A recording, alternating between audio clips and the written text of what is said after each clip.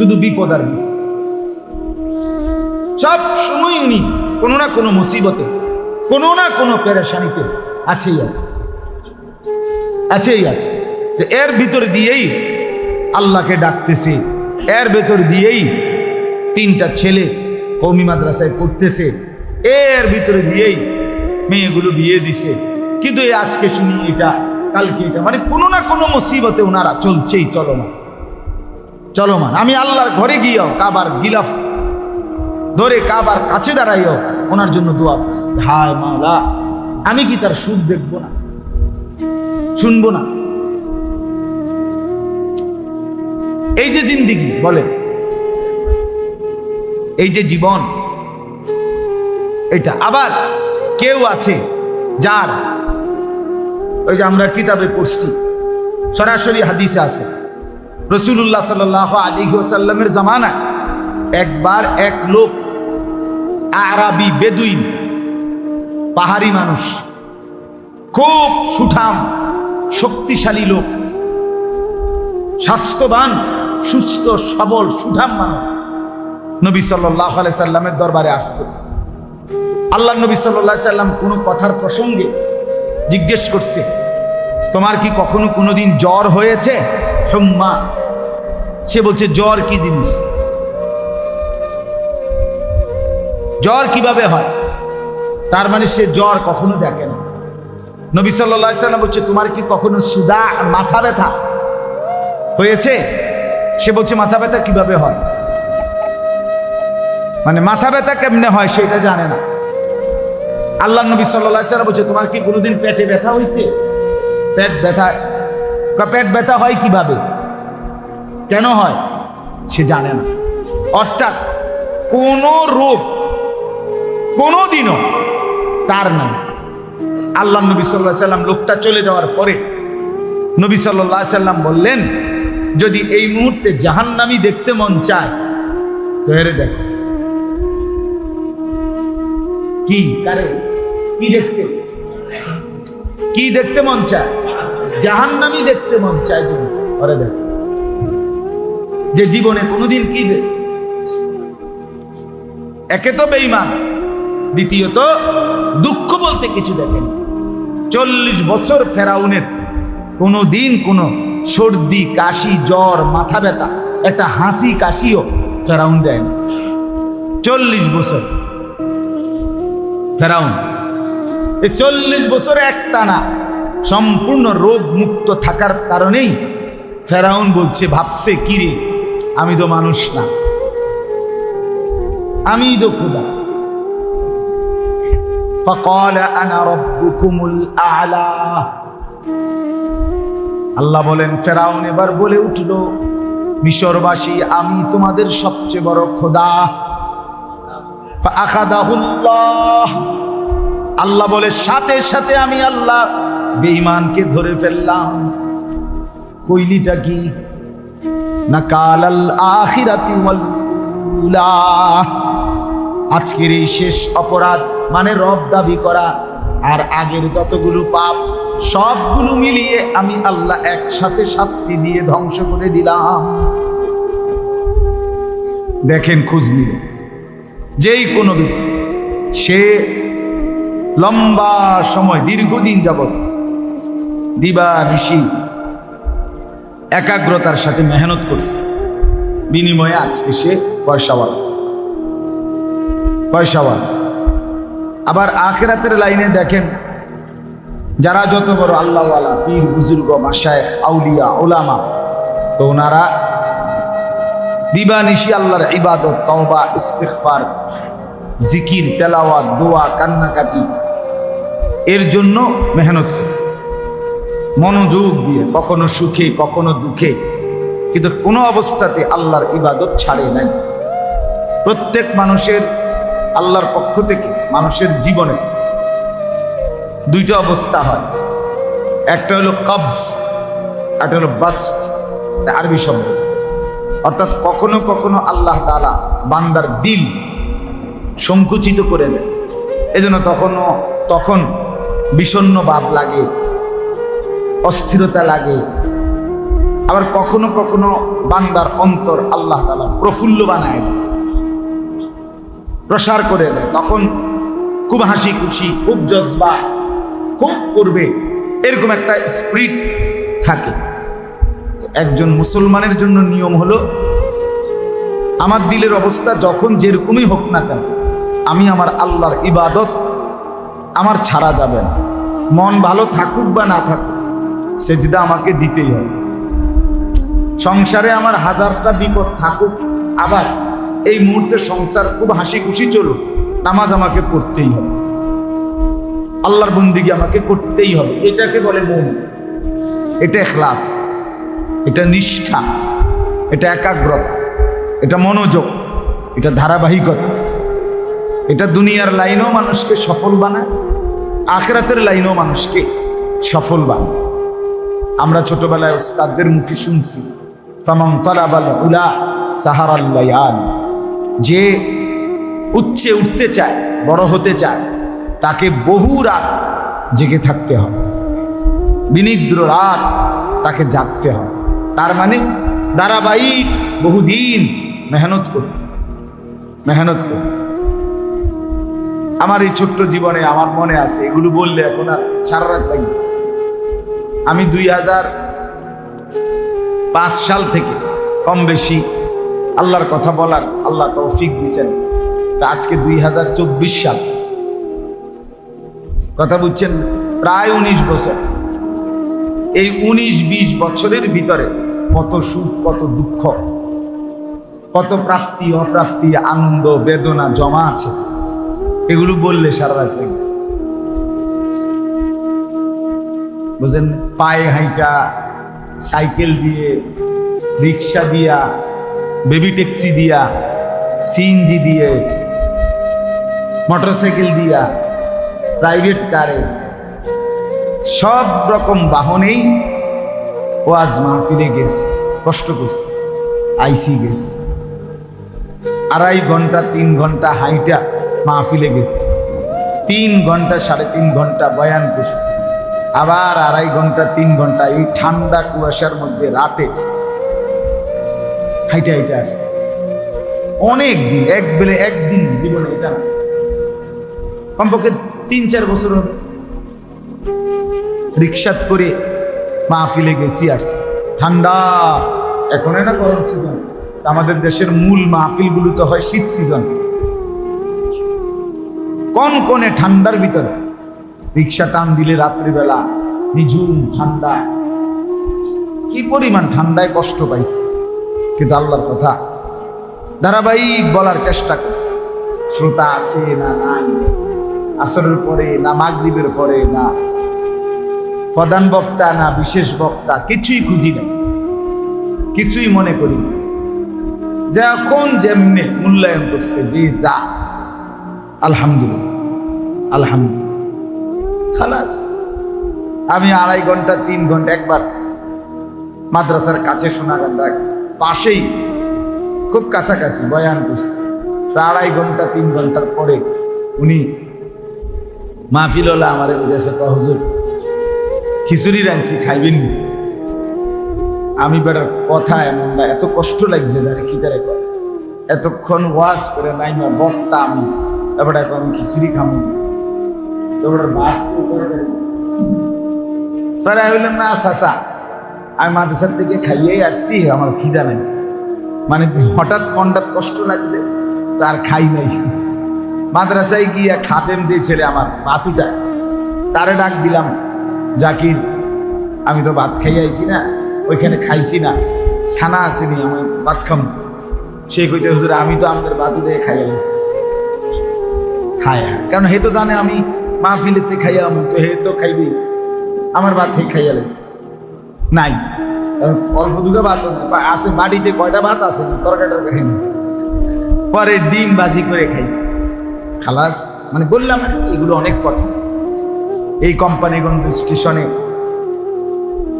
2 ঘন্টা 3 ঘন্টাও আমি দাঁড়াইছিলাম, সিএনজি নাই, রাতে গাড়ি নাই, পিকআপে কইরা আমি গেছি কুমিল্লা, আমার বাসায় কুমিল্লা শহরে ঠাকুরপাড়া, অনেক কিছু, কিন্তু ধারাবাহিকভাবে ধারাবাহিকভাবে আলহামদুলিল্লাহ। কখনোই মন থেকে কখনো অসন্তুষ্ট হই নাই যে না এত কষ্ট আর ভাল লাগে না, দূর থোসা এসে আসতে না, এটা মনে করি না। এমনি বললাম আর কি আপনাদের কাছে, অর্থাৎ বুঝানোর জন্য। কোনো কাজের প্রতি ধারাবাহিকতা থাকতে হবে, নিষ্ঠা থাকতে হবে, একাগ্রতা থাকতে হবে, এক সুই গভীর মনোযোগ থাকতে হবে। ফলে আল্লাহ তাআলা বরকত দেয়। আলহামদুলিল্লাহ। এই জন্য বাপ আপনাদের কাছে বললাম, মনোযোগ দরকার। আল্লাহর কথা যখনই শুনবেন মনোযোগ দিয়ে আন্তরিকতা নিয়ে শুনবেন। ছেলেদেরকেও বলি, বাবা তোমরাও আন্তরিকতা নিয়ে শুনলে ভালো। জুমার নামাজের বয়ান তুমি অল্প কিছুদিন 6টা মাস মনোযোগ দিয়ে শোনো, খুব ভালো। এনে বক্তার জনপ্রিয়তার কিচ্ছু নেই। আল্লাহর কথা সব কথাই জনপ্রিয়। কোরআনের সব কথাই সমান দামি নাকি কম দামি? যিনি বলুক কোরআনের কথা সবসময়ই দাম, সবসময়ই দাম। কাজেই বক্তা পরিচিত না অপরিচিত, জনপ্রিয় না অজনপ্রিয়, এটা কোনো বিষয় না, কোনোভাবেই না। তাইলে তো এটা হইল মানুষের তাবেদারি হইল, আল্লাহর কথার মহব্বত হইল। ওমান আহসানু কাওলাম মিম্মান দাআ ইলাল্লাহ। আল্লাহ তাআলা কোরআনে বলছেন, যে মানুষকে আল্লাহর দিকে ডাকে তার চাইতে উত্তম সুন্দর কথা আর কার হইতে পারে? তাহলে আল্লাহর দিকে যে ডাকে এমন লোক প্রত্যেকেই আহসান। আল্লাহ কোরআনে বলছে, আল্লাহর দিকে যারা মানুষকে ডাকে এমন লোক যতজন, প্রত্যেকেই সর্বোত্তম। মানে প্রত্যেকেই প্রধান বক্তা, প্রত্যেকেই কি? প্রত্যেকে। এবারে জোহরের পরে বলুক, আসরের পরে বলুক, মাগরিবের পরে বলুক, ফজরের পরে বলুক, কম লোকের মধ্যে বলুক, বেশি লোকের মধ্যে বলুক, এটা কোনো বিষয়। পরশুদিন আমি সকাল 8:30 থেকে 10টা আমাদের কুমিল্লা ক্যান্টনমেন্ট হাজিদের প্রশিক্ষণ হয়েছে। কয়েকজন হাজির আমার অনেক ঘনিষ্ঠ ডাক্তার, শওকত ডাক্তার, মিজান ভাই সহ ওনারা আরো আলেমরা প্রশিক্ষণ দেওয়া হয়েছে প্রায় 20-25 দিন। শেষ দিন আমারে সকালবেলা বলছি, হুজুর আপনি একটু কথা বলবেন, দোয়া করে দেবেন। আমার এই টাইমটা ঘুমের টাইম, তা আমি ঘুম না গিয়া উঠছি, উইটা 8:30 থেকে 10টা বয়ান করছি 1.5 ঘন্টা। এই 1.5 ঘন্টা বয়ানের মধ্যে শ্রোতা ছিল একের গুণা 7 জন। এই হাজি 7 জন, আলগা লোক নাই, আলগা লোক আইব কিন্তু এত সকাল মানুষের আর কাম নেই, বুঝেন না আমার কথা? কিন্তু আমি সমান তালে, আমার উদ্দেশ্য এটা বোঝানো যে আমি 7 জন শ্রোতা দেখছি, গুণ না, এর বেশি আসার সম্ভাবনাও নাই, কিন্তু আইব, এটা তো ওয়াজ না। তো এইটা এরা 7 জন হলো হজ যাত্রী, বুঝছেন না কথা? এদের প্রশিক্ষণের জন্য কথা বলা, খালাস আন্তরিকতার সাথেই বলছি, দোয়া করছি। এরপরে না ওদের সাথে নাস্তা খাইয়া চলে আসছি, আইসা ঘুমাইছি। আমার বলার উদ্দেশ্য হইল ধারাবাহিকতা চাই। এই আপনাদের কবুল, লাভ হোক, লোকসান হোক, সুখ হোক, দুঃখ হোক, ঘরে রোগ ব্যাধি, অসুস্থ হোক, নামাজ ছাড়া যাবে না, আল্লাহকে ছেড়ে দেওয়া যাবে।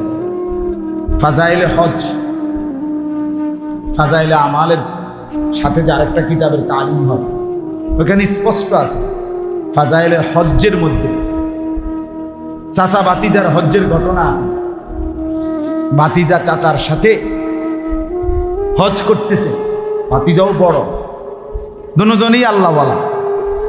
তো চাচা যতবারই বলে লাব্বাইক আল্লাহুম্মা লাব্বাইক, আল্লাহ আমি হাজির, ততবারই অদৃশ্যভাবে আওয়াজ আসে লা লাব্বাইক, তোমার এই লাব্বাইক উপস্থিত গ্রহণ করলাম না।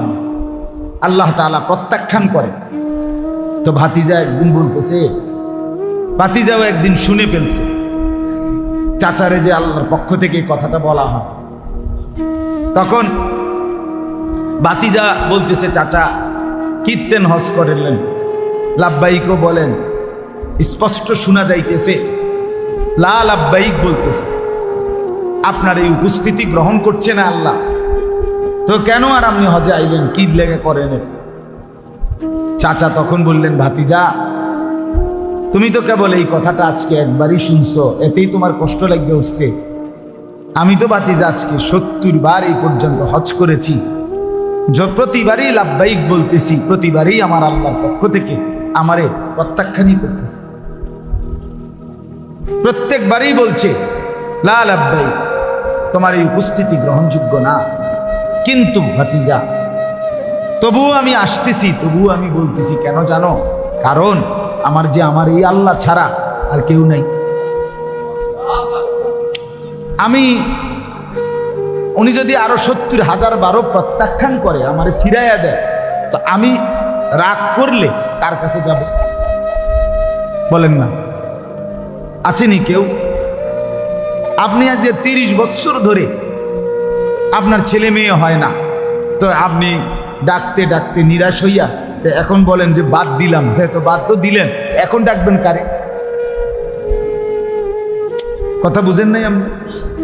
31 বছরের সময় আপনি এখন কারে ডাকবেন? আল্লাহকে বাদ দিয়ে আমাদের আর আছে কেউ? কেউ নেই। তাইলে তখন বাতিজারে যখন চাচা এই কথাইটা বলছে যে আমার মাওলা ছাড়া, আমার এই দুয়ার ছাড়া আর দুয়ার আছে কোথায় বাতিজা? আমি তো এই দুয়ারেই পড়ে থাকবো, আমি তো এই দুয়ারেরই ভিখারি, আমার তো আর কোথাও ভিক্ষা নাই, আমার তো এখানেই এই দুয়ারেরই ভিখারি আমি। কাজেই যত প্রত্যাখ্যানই করুক আমি এই দুয়ারেই লাব্বাইক বলেই যাব। এইটা বলতে দেরি, এইবার যখনই লাব্বাইক বলছে তো আসমান থেকে রব্বে করিম বলে উঠছে, লাব্বাইক ইয়া আবদি, আমার বান্দা আমিও হাজির।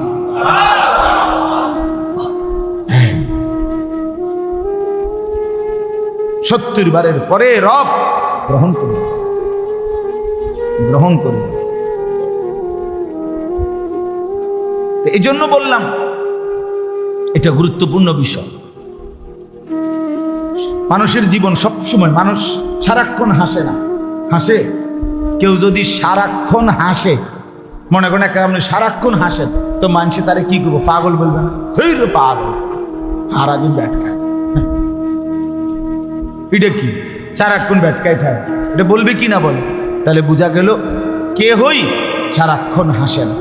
মানুষের জীবন সুখে দুঃখে, আনন্দ বেদনায় ভরা, কখনো রোদ, কখনো বৃষ্টি, কখনো রাত, কখনো কি দিন, কখনো আলো, কখনো কি অন্ধ।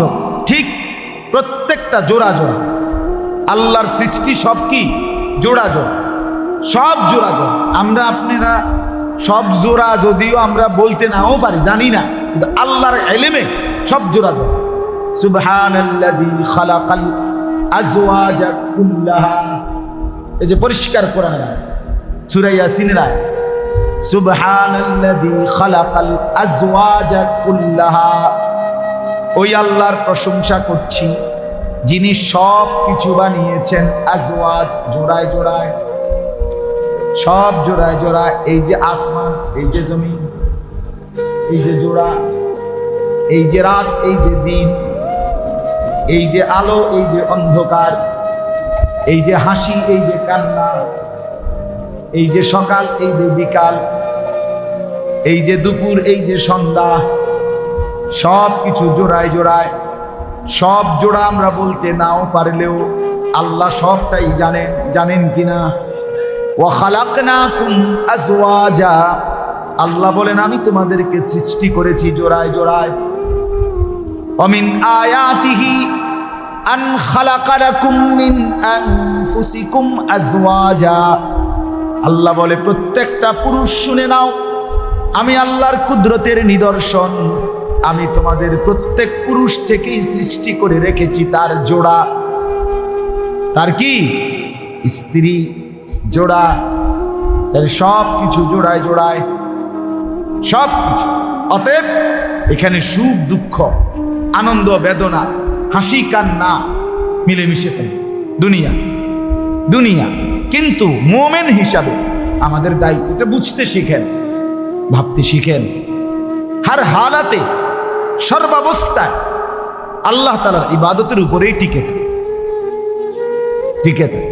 আমার একজন আপনজন আছে, আমি বুঝ হওয়ার পরে আমার একজন ঘনিষ্ঠ আপনজন আছে, ওনার 5টা সন্তান। আমি বুঝ হওয়ার পরে সারাটা জীবন, আজকে আমি বুঝ হওয়ার পরে আজকে মনে করেন আমি যদি সেই 12 বছর বয়স থেকে খোঁজখবর নিয়ে থাকি ওনার, আজও আজকে আমার 42 বছর, তো ধরেন 30 বছর, এই 30টা বছর আমি দেখে যাচ্ছি উনার জীবনে শুধু বিপদ আর বিপদ। সব সময় উনি কোনো না কোনো মুসিবতে, কোনো না কোনো পেরেশানিতে আছেই আছে, আছেই আছে। তো এর ভিতর দিয়েই আল্লাহকে ডাকতেছে, এর ভেতর দিয়েই 3টা ছেলে কওমি মাদ্রাসায় পড়তেছে, এর ভিতরে দিয়েই মেয়েগুলো বিয়ে দিছে। কিন্তু আজকে শুনি এটা, কালকে এটা, মানে কোনো না কোনো মুসিবতে ওনারা চলছেই চলমান চলমান। আমি আল্লাহর ঘরে গিয়েও কাবার গিলাফ ধরে কাবার কাছে দাঁড়াইও ওনার জন্য দোয়া করছি, হায় মাওলা আমি কি তার সুখ দেখবো না, শুনবো না? এই যে জিন্দিগি বলেন, এই যে জীবন, এটা আবার কেউ আছে যার, ওই যে আমরা কিতাবে পড়ছি, সরাসরি হাদিসে আছে, রাসূলুল্লাহ সাল্লাল্লাহু আলাইহি ওয়াসাল্লামের জামানায় একবার এক লোক, আরাবি বেদুইন, পাহাড়ি মানুষ, খুব সুঠাম শক্তিশালী লোক, স্বাস্থ্যবান সুস্থ সবল সুঠাম মানুষ, নবী সাল্লাল্লাহু আলাইহি সাল্লামের দরবারে আসছে। আল্লাহ নবী সাল্লাল্লাহু আলাইহি সাল্লাম কোনো কথার প্রসঙ্গে জিজ্ঞেস করছে, তোমার কি কখনো কোনোদিন জ্বর হয়েছে? হুম্মা। সে বলছে জ্বর কি জিনিস, জ্বর কিভাবে হয়? তার মানে সে জ্বর কখনো দেখে না। নবী সাল্লাল্লাহু আলাইহি সাল্লাম বলছে, তোমার কি কখনো সুদা, মাথা ব্যথা হয়েছে? সে বলছে মাথা ব্যথা কিভাবে হয়, মানে মাথা ব্যথা কেমনে হয় সেটা জানে না। আল্লাহ নবী সাল্লাল্লাহু আলাইহি সাল্লাম বলছে, তোমার কি কোনোদিন পেটে ব্যথা হয়েছে? পেট ব্যথা, পেট ব্যথা হয় কিভাবে, কেন হয় সে জানে না। অর্থাৎ কোন রোগ কোনোদিনও তার নাম। আল্লাহ নবী সাল্লাল্লাহু আলাইহি সাল্লাম লোকটা চলে যাওয়ার পরে নবী সাল্লাল্লাহু আলাইহি সাল্লাম বললেন, যদি এই মুহূর্তে জাহান্নামী দেখতে মন চায় তো এরে দেখো। কি কারে কি দেখতে, কি দেখতে মন চায়? জাহান্নামী দেখতে মন চায় তুমি, ওরে দেখো। যে জীবনে কোনোদিন কি দেখ, একে তো বেঈমান, দ্বিতীয়ত দুঃখ বলতে কিছু দেখেন। 40 বছর ফেরাউনের কোনোদিন কোনো সর্দি কাশি জ্বর মাথা ব্যথা একটা হাসি কাশিও ফেরাউন দেয় না।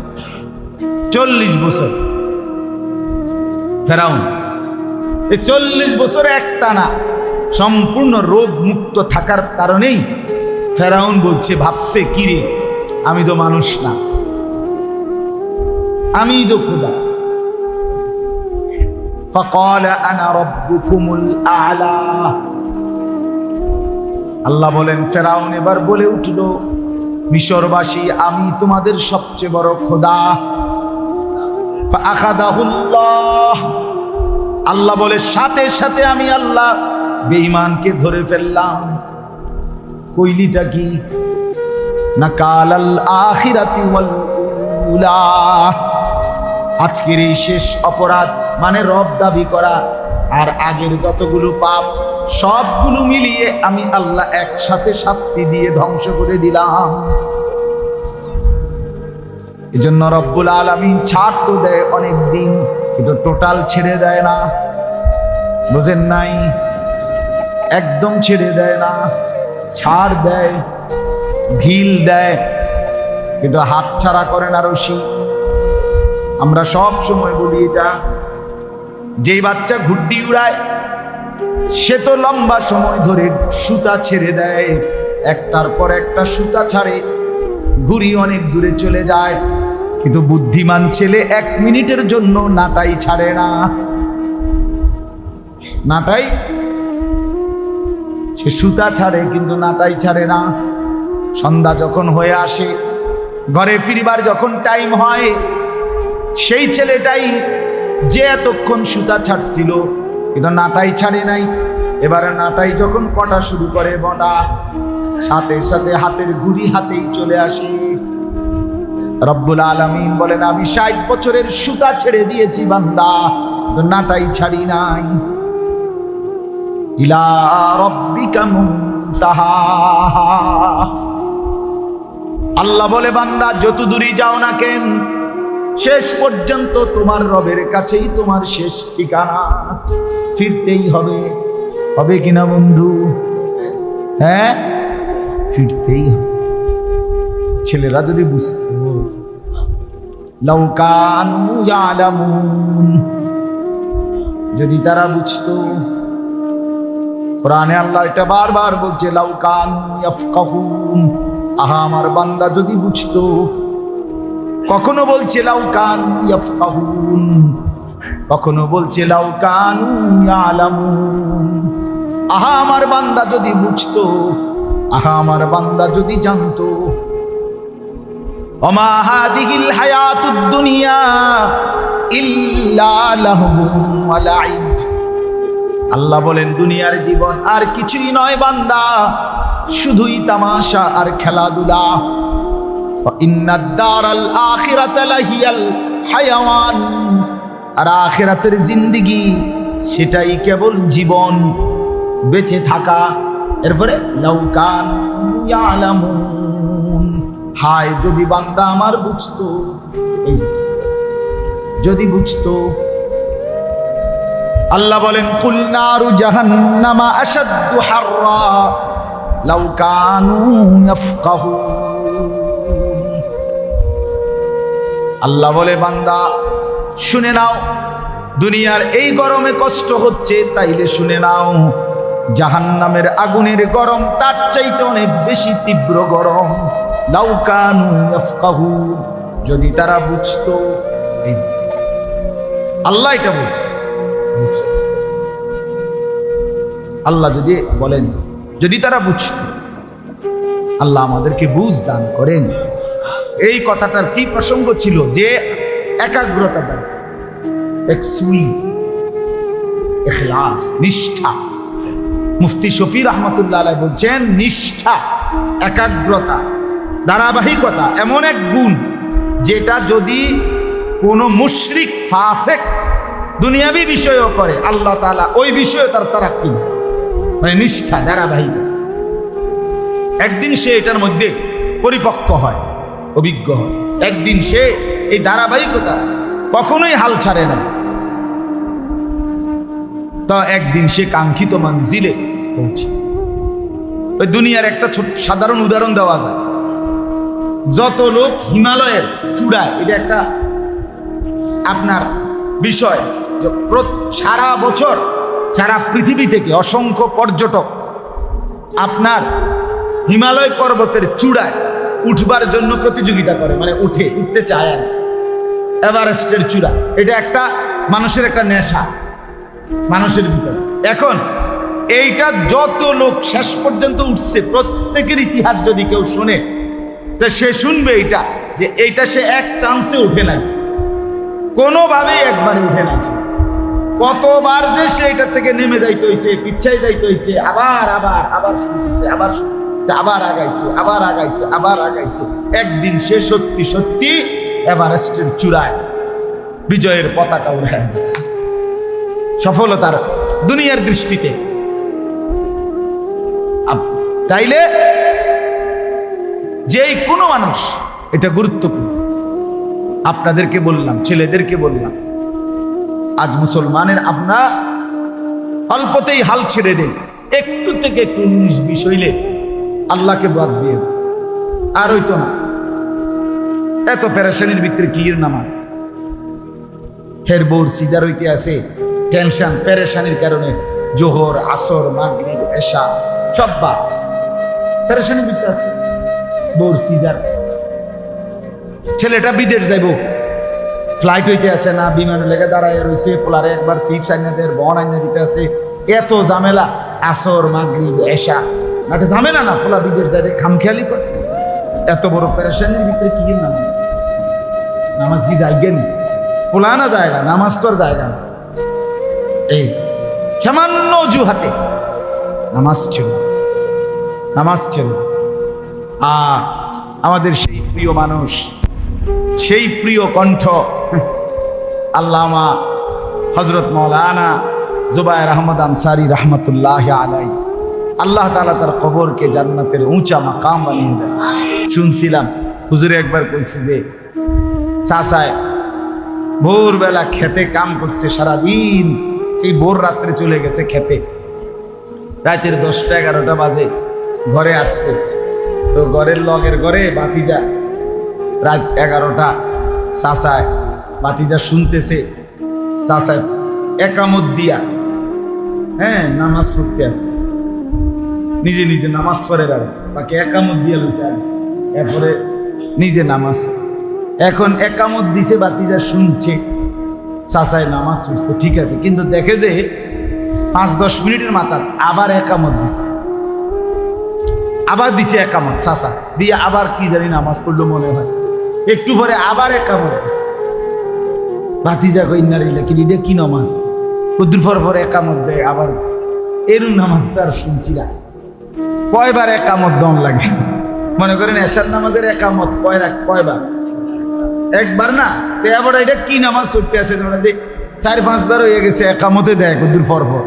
তো ভাতিজা গিয়া টেনশনে উঠতে গিয়া চাচার কাছে, চাচা এইটা হুজুরের মুখে আমি এটা শুনছি, আর চাচা এটা কি নামাজ পড়তে আছেন যে কুদ্দুর পর কাদ কামাতিস সালাহ কইতে আছেন, দেখ কোন ওয়াক্তের নামাজ, কি নামাজ করেন?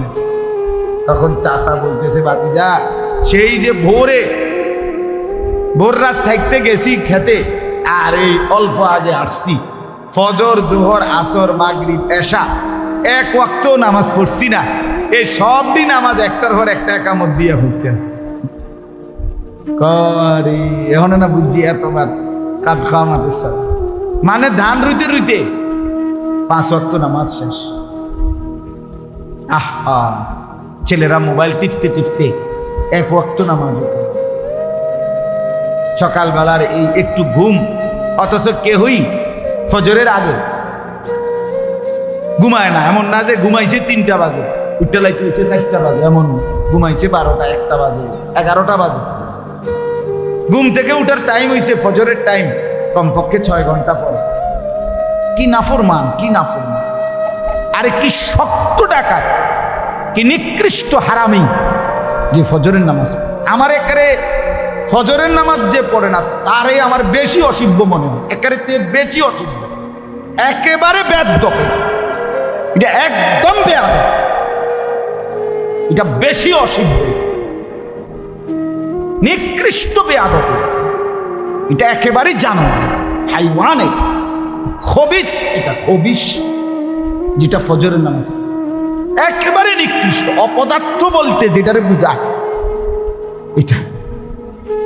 মানুষ এত বেয়াদব হয় না, কোন মানুষের বাচ্চা এত নিকৃষ্ট হবে না। কিরে বেটা, 6 ঘন্টা ঘুমাইলি, 5 ঘন্টা ঘুমাইলি, তুই কেমনে ফজরের নামাজ পড়িস না? এটা কারণটা কি? এত বড় নিকৃষ্ট বেয়াদব কেমনে হয়? চিন্তা করো। আমি আজকেও একেবারে কারেক্ট 4:45 জামা, বিশ্বাস করো 4:35 যখন বাজে তখন বাসায় সারাটা রাত গাড়ি রাজবাড়ি। গতকালকে আমি মাহফিলে গেছি, মকবুল ভাই, ঢাকা পদ্মা পার হইয়া, পদ্মা সেতু পার, ফরিদপুর, তারপরে পদ্মা সেতু পার হয়ে এই পদ্মা সেতুর আগেও ভাঙ্গা ফরিদপুর একটা জায়গা আছে, ওইও জ্যামে পড়ছি, ঢাকাটা পুরোটা জ্যাম। এই জ্যাম পার করে আইতে আইতে আইতে বাসায় যখন আসছি, বিশ্বাস করে না, ফজরের জামাতের আর 5-7 মিনিট বাকি। ফজরের নামাজ অজুটা করেই মসজিদে গিয়া ফজর পড়ে, ফজর বাদ আমার কওমি মাদ্রাসার সংগঠনের মিটিং, আগে মিটিং দিয়ে রাখছি, আমার খবরও নেই, আর এত রাজ্যে লাগবে আমি এটা ভাবিও না। এই যেখানে মিটিং হবে